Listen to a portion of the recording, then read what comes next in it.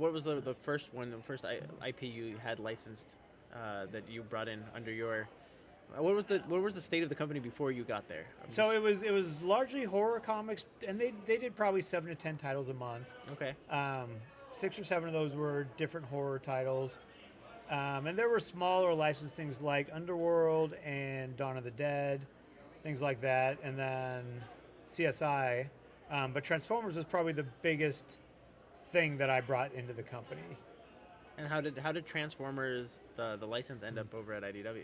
It was like we really had to prove ourselves because at that time nobody really knew what IDW was, and again the ones that did know knew us through all the horror stuff. So we went to Hasbro to pitch for Transformers, and it was like we were in the room with, the big established publishers, and so Hasbro at the time was kind of like, why are we talking to you when we can go to these well-known established people? Like, what's IDW going to bring to us that, I don't know. I don't even know Dark Horse or Marvel, whoever wouldn't. And so we just made this really impassioned plea that, Marvel has the stuff that Marvel owns, and so you're always going to be Second to them. Yeah.